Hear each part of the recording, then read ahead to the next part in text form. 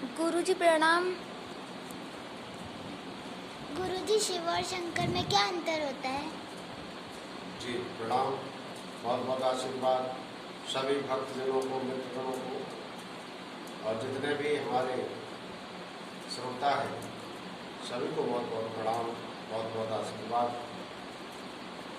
हमारा चैनल में जो भी प्रोग्राम आते हैं उन्हें सुनकर और समझकर आप लाइक करें और कमेंट में बताएं, सब्सक्राइब करें, बेल आइकन को प्रेस करके शेयर करें और अगर उससे ज्ञान मिलता है आपको तो हमें कमेंट में जरूर बताएं, बड़ी खुशी होती है। तो अभी हमारे शिष्यों का एक प्रश्न आया है कि गुरुजी शिव और शंकर में क्या अंतर होता है। जहाँ शंकर जी की प्रतिमा होती है वहाँ शिवलिंग नहीं होता, और जहाँ शिवलिंग है वहाँ शंकर जी नहीं, माता पार्वती, कार्तिक भगवान और गणेश भगवान की प्रतिमाएं होती हैं।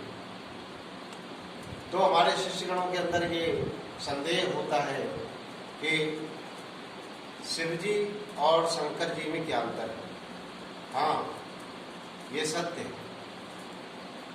शिव जी और शंकर जी में उतना ही अंतर है जितना पिता और पुत्र में अंतर होता है। शिव कल्याणकारी निराकार शक्ति है, शंकर जी प्रलयकारी साकार शक्ति है। शिव अति सूक्ष्म ज्योति बिंदु जो तीनों के रचयिता है, और शिव सदाशिव जो होते हैं, जो आपका ओम होता है, ओम के ऊपर अनुस्वार जो लगा होता है, बिन स्वरूप होता है, वही शिव।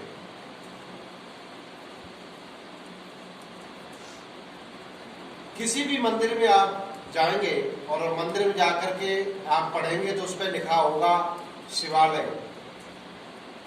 किसी भी मंदिर में शंकरालय नहीं लिखा होगा, क्योंकि शिव जी के नाम से ही उस मंदिर का नाम शिवालय लिखा जाता है। और शिव का अर्थ होता है कल्याण करने वाला, और शंकर जी एक साकार नाम है। जैसे ब्रह्मा जी सृष्टि का पालन करते हैं और ब्रह्मा जी सृष्टि की रचना करते हैं और विष्णु जी सृष्टि का पालन करते हैं और शंकर जी सृष्टि का संहार करते हैं। इसलिए इन तीनों को अलग अलग कार से संबोधित किया जाता है। लेकिन शिव निराकार शक्ति है। किसी भी मंदिर के अलग एकांत में या आगे एक शिवालय बना होता है। शिव को हम बाबा कहते हैं।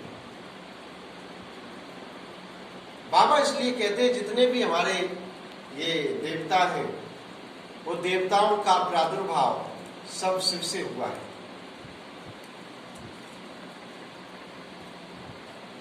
और ब्रह्मा जी की उत्पत्ति, देवों की उत्पत्ति अगर शिव से हुई है तो ब्रह्मा हमारे सृष्टिकर्ता, अगर ब्रह्मा पिता है तो वो शिव जो है पिता के पिता हो गए, और पिता के पिता को बाबा कहते हैं। इसलिए हम हर एक स्थान पर, हर एक मंदिरों में, तीर्थों में शिव बाबा कहते हैं,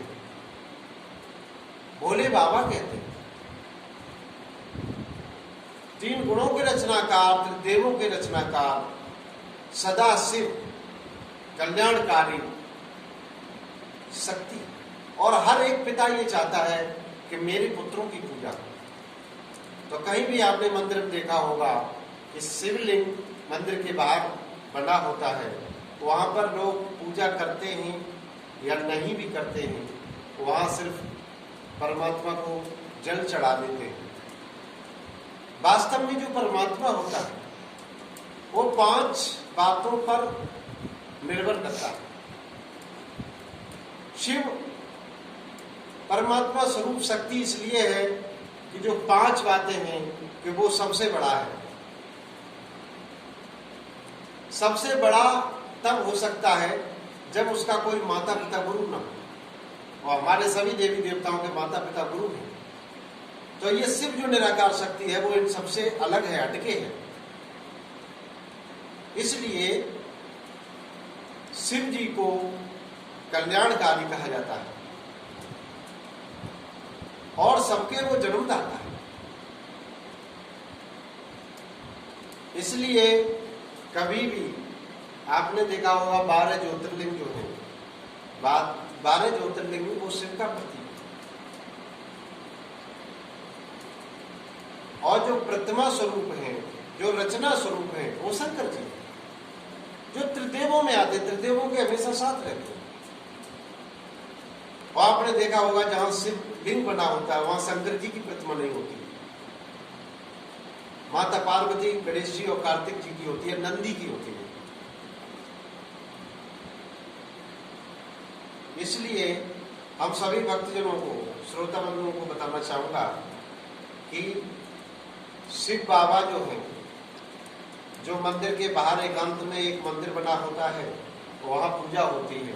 तो हमारे शिव बाबा सबसे बड़े इसलिए हैं कि उन शिव का कोई गुरु माता पिता नहीं है, वो स्वयं में माँ है, स्वयं में पिता, स्वयं में गुरु है। और शिवलिंग परमात्मा वो होता है जिसे सभी धर्म मानते हैं, और शिवलिंग की मान्यता सभी धर्मों में होती है। कहीं भी आप चले जाओ, किसी भी धर्म में देख लो आप, शिवलिंग की स्थापना और शिवलिंग की पूजा होती है। परमात्मा वो है जो सबसे बड़ा है, परमात्मा वो है जिसका कोई माता पिता गुरु नहीं है, और परमात्मा वो है कि किसी भी प्रकार का कोई भी भक्त के द्वारा कोई भी खर्चा नहीं। शिव बाबा पर सिर्फ आपने बेलपत्र चढ़ा दिया, जल चढ़ा दिया, हो सके तो दूध चढ़ा दिया, उसी में बाबा प्रसन्न हो जाते हैं और अपने सामने अपने पुत्रों की पूजा कराते हुए वो प्रसन्न होते हैं। तो मेरे प्यारे शिष्यों, भक्तों, मुझे यकीन है कि आपकी समझ में आ गया होगा कि शिव और शंकर में क्या अंतर है। ओम नमः शिवाय।